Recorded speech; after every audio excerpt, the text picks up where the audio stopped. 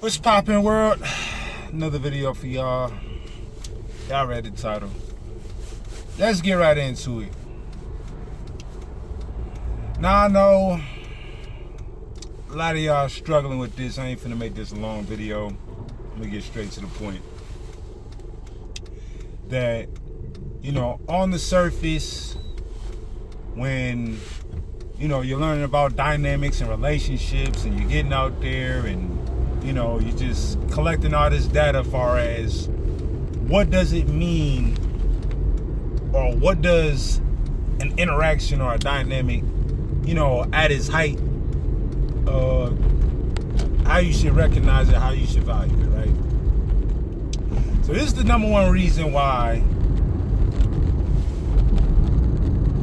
you cannot, or you're having a very hard time walking away from somebody you love, though that the way they love you back isn't sufficeable or sufficient to how you would idealistically want to be treated, right? I'm gonna keep it on it. You hate yourself. And I'm about to preface the reason why. The only reason why you hate yourself. Now, hear how I didn't mention you don't love yourself. I feel like everybody loves themselves, relatively, right?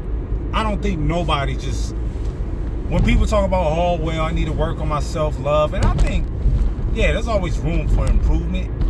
But when you're in a situation that compromises your morals, your standards, your principles, so on and so forth, it's less about love and more about hate. And here's the difference. You hate the weakness in you.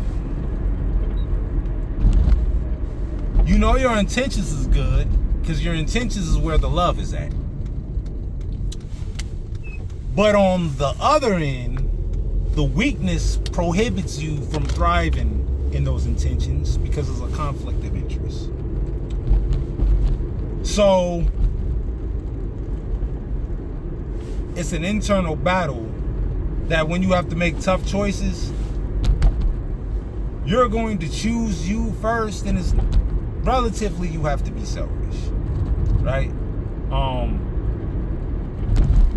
Because if you subject yourself to what you hate over what you love, then the ones around you will project that same hate on you, right? Though they got love for you.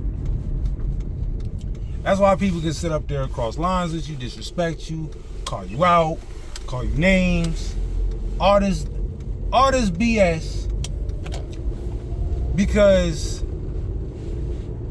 the door of love is open and the door of hate is open. So it's an invitation for a person to do both. And it looks passive aggressive. It can be very confusing. And I'll just end it off by saying this. You know how they say you gotta tell people or show people how to treat you or how to love you or how to respect you? It all falls in one vein because it's a tandem. You also got to teach people how not to treat you, how not to disrespect you, how not to handle you. It's a two-part responsibility. It's not just one dimension. It's a balance. And internally, you have to resolve that. And I'm not sitting up there saying that because you have this hate for yourself, you subject yourself to mistreatment or people coming at you any kind of way because you got something internal going on, right? Forget all that. You can be at your lowest. Doesn't give nobody the reason to kick you while you down. Like you deserve to be punished when you already punishing yourself for things that you working through. So I just say all that to say is that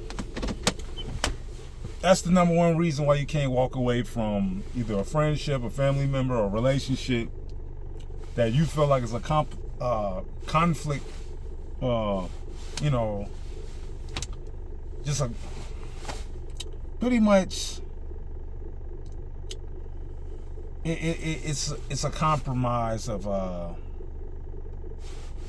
conflict of interest. Like, it's just, the person serves a purpose, but it's limited only based off of, you feel like the good is going to outweigh the bad.